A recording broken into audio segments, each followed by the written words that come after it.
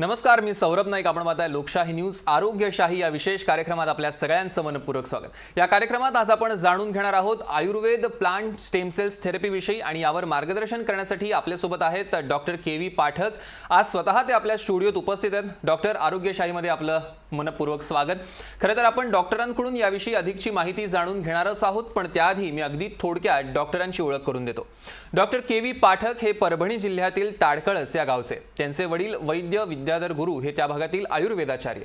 त्यांचे गुरु वडीलच म्हणून त्यांनी आयुर्वेद संशोधन प्रकल्प सुरू केला. Doctor K V. पाठक यांचं शिक्षण शासकीय आयुर्वेद कॉलेज नांदेड इथे झालं. डॉक्टरांनी राष्ट्रीय आणि आंतरराष्ट्रीय तसंच जागतिक परिषदेत शोध निबंधांचं वाचन करून सगळ्यांनाच आश्चर्यचकित केलं. डॉक्टरांनी 6 ते 8 सप्टेंबर दरम्यान अमेरिकेत झालेल्या 4th international conference on medical plant and herbal medicine मध्ये medicinal plants stem cells therapy या शोध निबंधांचं वाचन केलं. तसंच 1 डिसेंबर 2016 रोजी कलकत्ता येथे झालेल्या 6व्या जागतिक आयुर्वेद परिषदेत प्लांट स्टेम सेल्स थेरपी या शोध निबंधांचं सादरीकरण करून आयुर्वेदातील संशोधनाचा अगदी पाया भक्कम केला. पंतप्रधान कार्यालयाच्या विनंतीनुसार आपल्या संशोधनाचं सादरीकरण आयुर्वेद मंत्रालयात मंत्रिमंडळासमोर सादर केलं आणि त्यानंतर त्यांनी या संशोधनाचा प्रकार हा सर्वसामान्य लोकांसाठी वापरायला सुरुवात केली.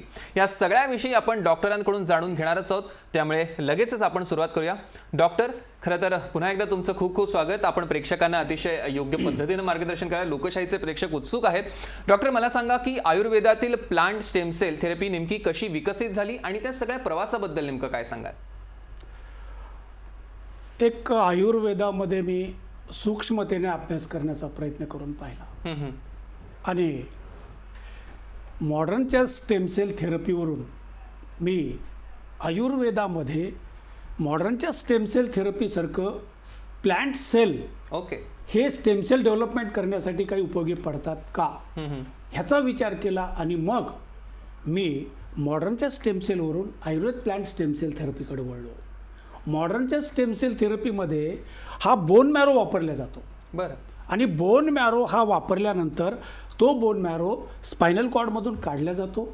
त्याचं इंजेक्शन परत क्लीन केला जातो आणि त्याच्यातल्या स्टेम सेल परत इंजेक्ट केल्या जातात आणि त्या आपल्या शरीरामध्ये गेल्यानंतर वेगवेगळ्या अवयवांमधली डिसऑर्डर, कमजोरी, डॅमेजेस सेल आणि नवीन सेल हे तयार करण्याचं काम त्यांच्या स्टेम सेल थेरपीमध्ये बोन मॅरो थ्रू करतात. मग मी विचार केला की आयुर्वेदाच्या सिद्धांतानुसार सप्तधातू निर्मिती हा एक आमच्याकडे सिद्धांत आहे की आहार घेतल्यानंतर आहाराचं रक्तात रूपांतर होते, रसात रूपांतर होते, बरोबर, त्यानंतर रक्तात रूपांतर होते, मांसात रूपांतर होते, मेदात रूपांतर होते आणि अस्थित रूपांतर होते आणि मग बोन मॅरोमध्ये रूपांतर होते आणि मग शुक्रामध्ये रूपांतर होते.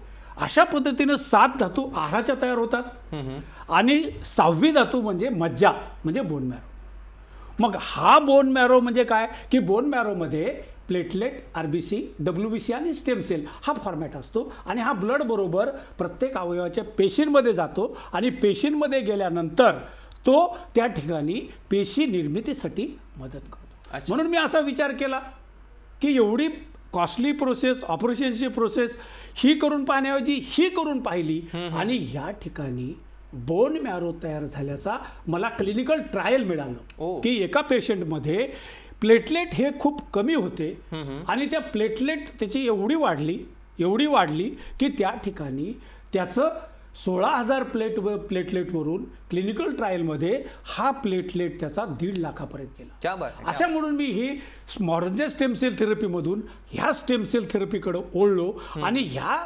पद्धतीचा जो रिझल्ट आहे तो मॉडर्नच्या स्टेम सेल थेरपीसारखा यायला लागला. म्हणून मी ह्याला प्लांट स्टेम सेल थेरपी म्हणलेलं आहे. तर आपण एक बोन मॅरोची एक क्लिपच बघू की बोन मॅरो कसा तयार होतो. एक प्लेटलेटचाच आपण एक क्लिप पाहूया.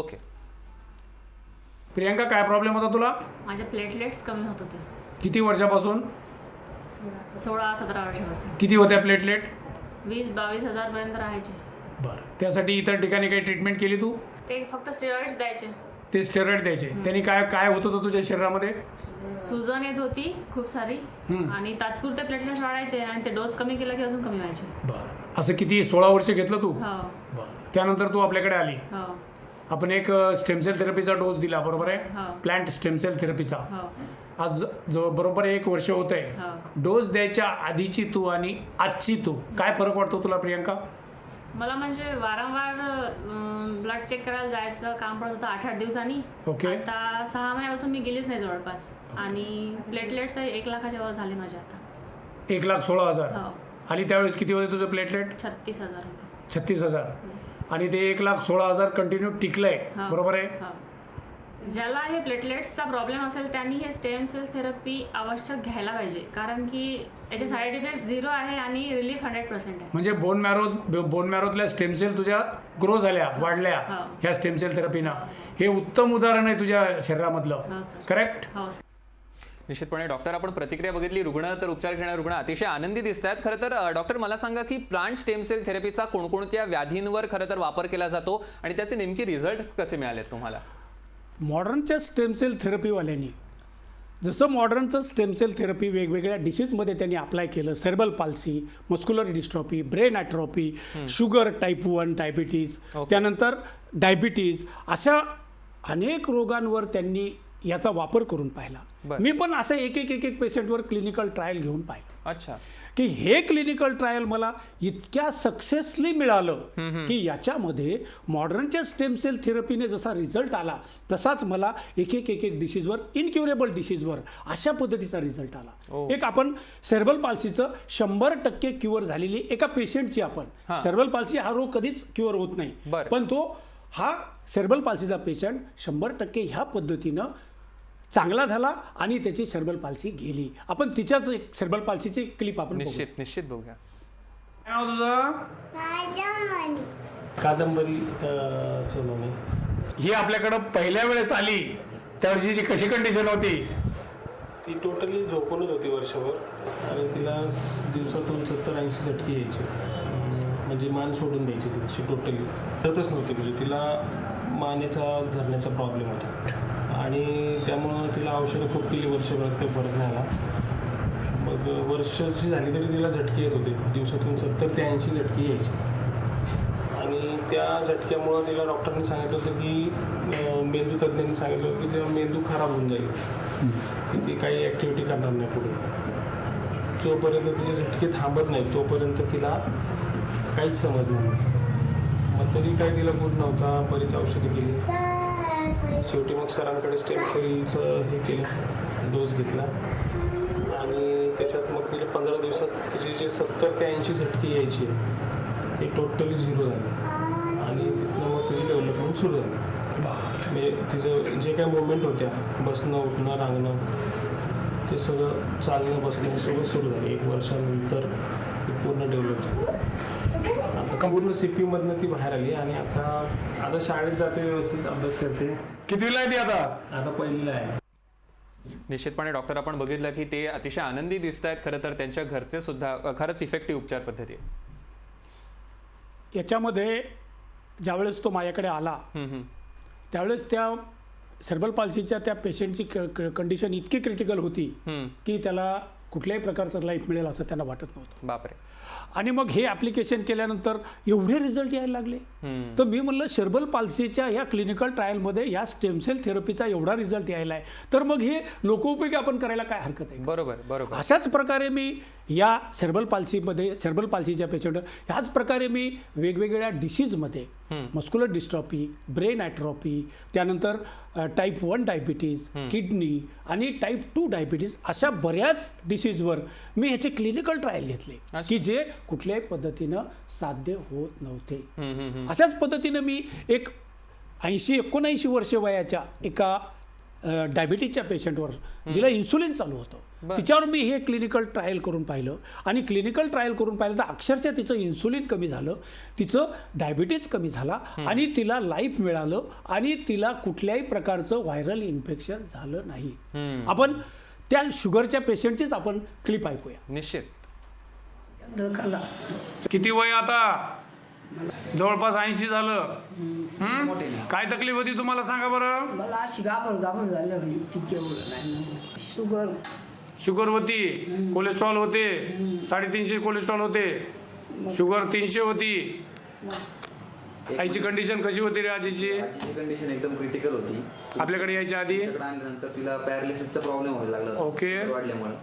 पण तुमचे औषध चालू केल्यानंतर 1 महिन्यात ती रिकवर झाली. आणि तिचे कोलेस्ट्रॉल किती वाढले होते? कोलेस्ट्रॉल सुद्धा भरपूर होती. 350 कोलेस्ट्रॉल होते. हा, आणि शुगर 300 होती. मला सांगायचं म्हणजे तिचं इन्शुलिन चालू होतं. ओके. की आपले काढे चालू केल्यानंतर तिचं इन्शुलिन बंद झालं. हे सगळ्यात महत्वाची गोष्ट होती. इन्सुलिन बंद होऊन शुगर नॉर्मल कडे आली. नॉर्मल कडे आली. किती दिवसात आली रे ते? 1 महिन्याच्या आत. 1 महिन्यात इन्सुलिन बंद झालं. 1-1.5 महिन्याच्या काय म्हणायचं तुला संदीप, आयुर्वेदिक स्टेम सेल थेरपी बाबत आपण जे ऍप्लिकेशन केलं ह्या वयात? या वयात एवढा मोठा जर इफेक्ट होत असेल तर बोलणं शब्दच नाही बोलायला माझ्याकडे. एवढी आजीची या वयात आजी एकदम मागे आली रिकवर झाली आणि इन्सुलिन बंद झालं. डॉक्टर, आपण बघितलं की खरं तर उपचार घेणाऱ्या रुग्णांकडे शब्दच नाहीत अशी भावनिक प्रतिक्रिया त्यांनी व्यक्त केलेली आहे. आपण डॉक्टरांकडून अधिकचं या विषयावर मार्गदर्शन घेणारच आहोत, पण तुर्तास या आरोग्यशाहीमध्ये वेळ झाली आहे. छोट्याशा ब्रेकची, कुठेही जाऊ नका, पाहत रहा लोकशाही न्यूज.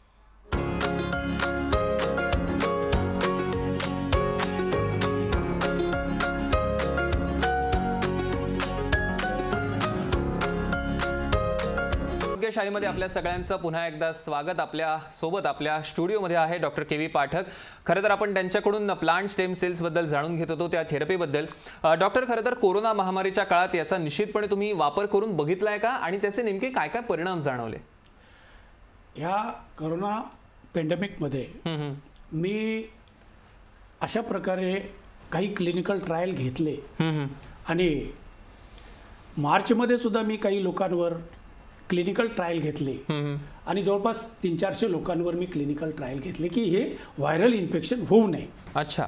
आणि दुसरं, हे व्हायरल इन्फेक्शन झालं तर ते क्रिटिकल पोझिशनला जाऊ नये आणि पेशंटला लाईफ मिळावं. बरोबर.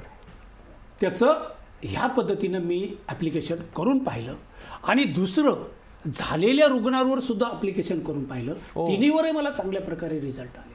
ह्याच्यामध्ये मी एक माझी पूर्वीची लंग्स फायब्रोसिसची एक केस होती की जिचं ऑक्सिजन लेवल 60 पर्यंत आलेलं होतं.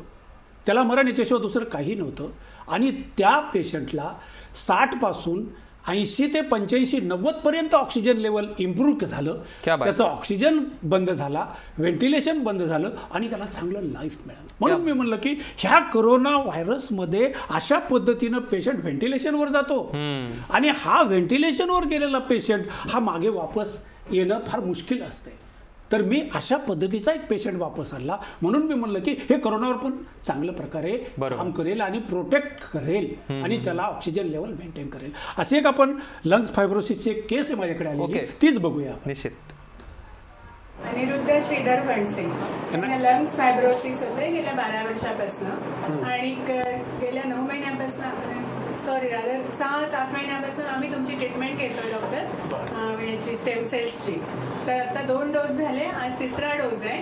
पण आम्हाला पहिल्या दुसऱ्या डोसमध्ये खूप फरक वाटायला लागला, कारण पहिल्यांदा त्यांना लंग्स फायब्रोसिसमुळे त्यांच्या हार्टवरही परिणाम झाला होता. वॉटर रिटेन्शन होत होतं कारण त्यांना, तर त्याच्यामुळे खूप सगळीकडे सूज होती अंगावरती. तर आता त्यांचं हळूहळू पहिल्यांदा त्यांचे पुष्कळपणे श्वास घेणं नॉर्मल व्हायला लागलं पहिल्या डोस नंतर. दुसऱ्या डोस नंतर आम्हाला जास्त इफेक्टिव्हली असं जाणवलं की यांचं सगळं सूज जी आहे अंगावरची ती खूप कमी झालेली आहे, म्हणजे अगदी फारच थोडी राहिली जी काय राहिली ती. आणि त्यांचं ऑक्सिजन, माझ्याकडे पल्स ऑक्सिमीटर आहे, त्याच्यातनं आम्ही कायम चेक करतो. तर पूर्वी यांना लवकरात लवकर असं ते ऑक्सिजन रिगेन नाही व्हायचं. जेव्हा म्हणजे 60, 64, 65 पर्यंत ते जायचं तर ते बऱ्याच वेळपर्यंत ते तसंच राहायचं, कारण आणि लवकर दम म्हणजे काबूमध्ये म्हणतो आपण तसा यायचा नाही त्यांचा. पण आता त्यांचा दम मात्र खूप, त्यांना दम लागतो, नाही असं नाही आहे, पण तो लवकरात लवकर म्हणजे रिगेन पण होत आहे त्यांचं ऑक्सिजन लेव्हल. ती 85 पर्यंत येते, 82, 85, म्हणजे अगदी 87 पर्यंत सुद्धा मॅक्स आलेली आहे त्यांची लेव्हल. तर हा खूप आम्हाला म्हणजे फायदा झाल्यासारखं वाटतं हा सगळा, कारण दम एकदा लागला की त्यांचा लवकर तो व्हायचाच नाही, कारण व्यवस्थित आपल्याकडे फारच वाईट होती म्हणजे परिस्थिती. आम्ही अगदी लास्ट होप म्हणून तुमच्याकडे आलेलो होतो डॉक्टर. आम्ही सगळ्या ॲलोपॅथीची जी काही ट्रीटमेंट अवेलेबल आहे ती सगळी घेतली. अगदीच ॲलोपॅथी नाही, होमिओपॅथी घेऊन झाली होती, आयुर्वेद सुद्धा घेऊन झालं होतं, पण कुठेही आम्हाला फारसा उपयोग नाही झाला. आणि ॲलोपॅथीनं तर अगदी सांगितलंच होतं की स्टिरॉइड्सच तुम्हाला हाच एक उपाय आहे, तोच लाईफ लॉंग घ्यायचा आहे. पण इथे मात्र डॉक्टरांनी आम्हाला अगदीच पहिल्या दिवशीपासून त्यांनी अश्युअर केलं होतं की नाही, आपण बरं करूया त्यांना म्हणून. आणि आम्हाला रिझल्ट दिसत आहेत, खूप छान रिझल्ट दिसत आहेत. लंग्स फायब्रोसिसच्या लोकांनी तर खरोखरीच कुठेही त्याला, म्हणजे आम्ही 12 वर्षापासून गेले ट्रीटमेंट घेतोय, पण आम्हाला तरी कुठेही आजपर्यंत बाकीच्या पॅथीमध्ये कुठल्याही आम्हाला उपयोग झाला नाही आजपर्यंत फारसा. म्हणजे एक्सेप्ट स्टिरॉइड्स, बाकी त्याला काही उपाय आहे असं आम्हाला कोणी सांगितलेलं नाही आहे. पण हे जे आयुर्वेदिक स्टेम सेल थेरपी आहे, डॉक्टरांनी जी त्यांनी जी चालू केलेली आहे, त्याच्याने मात्र आम्हाला इतका, म्हणजे आता 80% म्हणायला हवं की एवढा फायदा झाला. आणि म्हणजे त्यांनी पण अश्युअर केलं की आपण यांना 100% बरं करूया. लेटेस्ट होप्स आम्ही फिंगर्स क्रॉस ठेवलेले आहेत आमचे, त्याच्यामुळे आणि होऊच आम्ही बरं.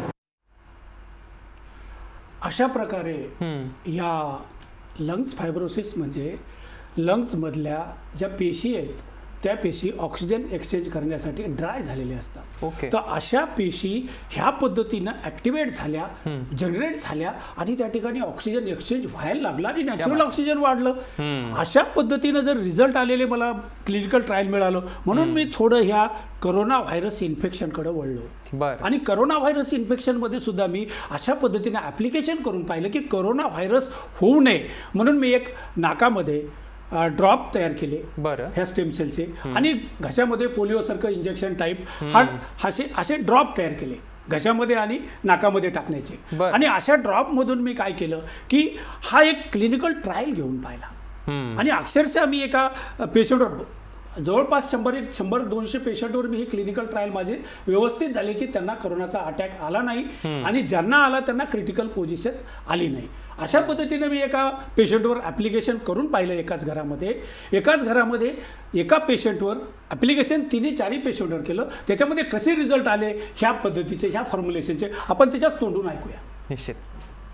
कोविड-19च्या इन्फेक्शनपासून बचाव करण्यासाठी डॉक्टरांकडून कोरोनाच्या वरची औषध प्रोटेक्शन ड्रग्स हे घेतले आणि त्याचा रिझल्ट एवढा आश्चर्यकारक आला की ज्या वेळेला माझे आई वडील ह्यांची जेव्हा कोरोना पॉझिटिव्ह टेस्ट आली त्यावेळेला इतरांची आम्ही घरातल्या सर्वांची टेस्ट केली तर आई वडील सोडून सर्वांनी कोरोनावरची प्रोटेक्टिव्ह औषधं जी आहेत, इन्फेक्शनची वरची प्रोटेक्टिव्ह औषधं जी आहेत ती डॉक्टरांकडून घेतली असल्यामुळे बाकी कोणालाही कोरोना पॉझिटिव्ह रिझल्ट आला नाही टेस्टचा.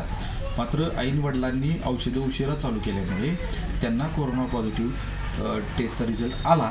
पण तरीसुद्धा ही औषधं उशिरा का होईना पण चालू केल्यामुळे त्यांना कोणतीही सिरियस स्टेज याच्यामध्ये आलेली नाही. म्हणजे हा केवळ औषधांचाच रिझल्ट आहे. आणि त्यामुळं मी तुम्हाला असं रेकमेंड करेन सर्वांना की ही औषधं तुम्ही घ्या आणि स्वतःला कोरोनाच्या इन्फेक्शनपासून वाचवा, स्वतःचा बचाव करा आणि ह्याचा रिझल्ट फारच चांगला आहे. तर डॉक्टर आपण बघितलं की खरं तर सगळेच जण अति कोरोनाने हे आहेत म्हणजे ग्रासलेले आहेत, पण त्याही काळामध्ये आपण बघतोय की ह्या तुमच्या औषधांचा काही प्रमाणात वापर देखील चांगल्या पद्धतीनं झालेला आहे, लोकांना आराम देखील पडलेला आहे. आपण त्याबद्दल अधिक काय सांगाल? असंच मी ट्रायल करत ह्या पेशंटला मी फॉर्म्युलेशन दिलं आणि त्या फॉर्म्युलेशन दिल्यानंतर त्याची मुलगी पहिली सेरेब्रल पाल्सीची माझ्याकडे ऑलरेडी ही ट्रीटमेंट 2 वर्षापासून घेत होती. तिला ऑलरेडी दिलेलं होतं आणि या दोघांनाही दिलं आणि तिच्या आईवडिलांना दिलं. ह्या दोघांनी आधी घेतलं आणि आईवडिलांनी थोडं लेट घेतलं. तर आईवडील पॉझिटिव्ह आले पण हे दोघं पॉझिटिव्ह आले नाहीत. आणि आई वडील ॲडमिट झाल्यानंतर त्यांच्यावर हे फॉर्म्युलेशन वापरल्यामुळं त्यांना कुठल्याही प्रकारे क्रिटिकल पोझिशन आली नाही, त्यांना ऑक्सिजन लावावं लागलं नाही, त्यांना टेम्परेचर आलं नाही, सर्दी नाही, कफ नाही, ऑक्सिजन लेवलसुद्धा कमी झालं नाही, व्हायरल इन्फेक्शन न्यूट्रल झालं. म्हणून मी म्हणलं की ह्या पद्धतीनं ही स्टेम सेल थेरपी या कोरोनाच्या व्हायरल इन्फेक्शनला प्रोटेक्ट करण्यासाठी ही काम करू शकते. म्हणून मी असं एक वॅक्सिन टाईप काम करू शकते का असं पण एक मी याचा ट्रायल करून पाहिलं की एका पेशंटला मार्चमध्ये मी देऊन पाहिलं आणि मार्चमध्ये दिल्यानंतर तो पेशंट हा सगळीकडं कोरोना व्हायरसच्या पेशंटमध्ये फिरला आणि तो पेशंटमध्ये फिरून त्याला कुठल्याही प्रकारचं व्हायरल इन्फेक्शन झालं नाही आणि कुठल्याही प्रकारे तो त्या करोनाला बळी पडला नाही. अशा टाईपचं मी एक व्हॅक्सिनचं ट्रायल, व्हॅक्सिन टाईप ट्रायल घेऊन पाहिलं आणि त्याच्यावर सुद्धा हे ट्रायल चांगल्या प्रकारे सक्सेस झालं. अशा पद्धतीनं मी हे फॉर्म्युलेशन या करोना व्हायरसच्या लोकांना करोनापासून प्रोटेक्शन मिळावं आणि करोना झाला तर तो क्रिटिकल पोझिशनला जाऊ नये आणि झालेल्या लोकांना रिकव्हरी लवकर मिळावं म्हणून ह्या स्टेमसेल थेरपीमधून आयुर फॉर्म्युलेशन म्हणून हे एक आम्ही लोकांना या करोना इन्फेक्टेड लोकांना आम्ही हा एक लोकांना स्टेमसेल थेरपीचा फॉर्म्युलेशन आणलं आणि बऱ्याच लोकांना त्याचा रिझल्ट आला. आणि अशा पद्धतीनं ह्याचं वाटप पण आता आम्ही ठेवणार आहोत. ह्याचं वाटप आता पुण्यामध्ये 1 तारखेपासून 10 तारखेपर्यंत ठेवलंय. परभणीसाठी आम्ही वाटप ठेवलंय 15 तारखेपासून 20 तारखेपर्यंत आणि ठाण्यासाठी ठेवलंय पुढच्या 25 ते 5 आणि लोणावळ्यासाठी ठेवलंय या 12 ते 15. असं 4 ठिकाणी आम्ही आमच्या फाउंडेशनतर्फे या फॉर्म्युलेशनचं वाटप ठेवलंय. याचा खर्च थोडा जास्त आहे पण नाममात्र दरामध्ये लोकांना देता यावं असं आम्ही काही केलंय. आणि ज्या लोकांना ह्याचं फॉर्म्युलेशन पाहिजे त्यांना आम्ही कुरिअरनं त्यांनी आम्हाला व्हॉट्सअपवर सगळी माहिती आणि ॲड्रेस द्यावं त्यांना आम्ही कुरिअरनं सुद्धा पोहोचती करण्याचं काम ह्या फॉर्म्युलेशनचं ह्या पेंडेमिक काळामध्ये करणार आहोत. अशा पद्धतीनं ह्या फॉर्म्युलेशननं या करोना व्हायरसला प्रोटेक्ट केलं म्हणून म्हणलं की आयुर्वेदातून सुद्धा असं प्रोटेक्शन आणि ह्या पद्धतीनं व्हॅक्सिनेशन तयार करायला काय हरकत आहे. बरोबर. म्हणून आम्ही एक ट्रायल घेऊन पाहिलं एका पेशंटवर. अक्षरशः त्या पेशंटवर ट्रायल घेतलं तर तो पेशंट मार्चमध्ये मी त्याला व्हॅक्सिनेशन टाईप हे डोस दिला तर तो आजपर्यंत तो सगळ्या करोना व्हायरसच्या पेशंटवर काम करतो, हॉस्पिटलमध्ये काम करतो पण त्या माणसाला कुठल्याही व्हायरल इन्फेक्शनला अटॅक केला नाही. आपण त्याच्याच तोंडून आपण त्याची एक क्लिप अनुभव बघूया. Guru Ayurveda foundation doctor K V. Pathak, doctor Khandu Pathak यांनी बराच संशोधन आणि अभ्यास प्लांट्समध्ये केला. त्यांचा माझा जो परिचय आला त्यातनं अनेक आमच्या चर्चा होत होत्या. त्यांना मी जेव्हा बोललो की असा आत्ता कोविडचा प्रॉब्लेम याला सुरुवात झालेली आहे तर कसं काय ह्याच्यावरती, कारण तेव्हा आमचा टाईम होता तो चर्चेचा वेळ जी होती ती होती फेब्रुवारी दरम्यान. तेव्हा डॉक्टरांनी तोंडात आलं की ह्याच्यावरती काहीच घाबरायचं कारण नाही. जो व्हायरस आहे त्याच्यावरती आपल्याला इलाज सुद्धा करता येऊ शकतो. तेव्हा आमची चर्चा जनरल झाली होती. पण नंतर डॉक्टर के.व्ही. पाठकांनी मला जेव्हा सांगितलं की त्यांची जेव्हा आयुर्वेद काँग्रेस कॉन्फरन्स झाली होती अमेरिका आणि जर्मनीमध्ये त्याचे अनुभव मला सांगितले त्यांनी आणि त्याच्यातनं मला बऱ्याचशा गोष्टी अशा लक्षात आल्या की डॉक्टरांची जी प्रॅक्टिस करण्याची पद्धत आहे ती फार युनिक आहे. कारण प्लांट्समध्ये आयुर्वेद प्रॅक्टिस करणारे माझ्या तरी परिचय दुसरे कोणी डॉक्टर नव्हते. त्यानंतर मग मी डॉक्टरांनी जेव्हा सांगितलं की डॉक्टर आता साधारण हे प्रमाण वाढत आहे तर आपण ह्याच्यावरती औषधाचं कसं, डॉक्टरांनी त्याच्यावर सांगितलं की औषध रेडी आहे, तुमचं लस रेडी आहे, तुम्ही वॅक्सिन घेऊ शकता. मी त्यावेळेला ते वॅक्सिन घेतलं आणि अनुभव माझा असा आहे की ते घेत असताना मी स्वतः हेल्थकेअरमध्ये असल्यामुळे मी काही गोष्टींची काळजी करत घेत होतो की आपण हे वॅक्सिन घेतल्यामुळे कोणाच्या संपर्कात येणं काय. तर कधी कधी मी कोविडच्या संपर्कात सुद्धा काही पेशंटच्या आलेलो आहे म्हणजे ज्यांचे नातेवाईक पॉझिटिव्ह आहेत किंवा कधी पेशंट सुद्धा पॉझिटिव्ह आहे पण मला कधीच वॅक्सिन घेतल्यानंतर म्हणजे त्रास झालेला नाही. दुसरी गोष्ट अशी की ह्याच्यामध्ये ज्या लोकांना फरक पडलेले आहेत, धाप लागणं किंवा अन्य काही लक्षण तर त्यांना या औषधांनी खूप फरक पडलेला आहे. पण सेफर साईड कुठल्याही गोष्टीची म्हणून आम्ही त्यांना हेच रेकमेंड केलेलं आहे की आधी तुम्ही तुमची परिस्थिती बघा आणि जर काय वाटलं तर त्यानुसार त्यांना योग्य ते डॉक्टरांचं मार्गदर्शन हे आवश्यक आहे. पण आत्तापर्यंत मला या 4-5 महिन्यामध्ये कुठलीही लक्षण नाही, कुठल्याही प्रकारचा त्रास नाही. आत्ता जर मी इकडे बसलेलो आहे हे श्री हॉस्पिटल डॉक्टर विशाल पाटील तळेगाव दाभाडे वराळे येथे हॉस्पिटल आहे. हे कोविड हॉस्पिटल आहे.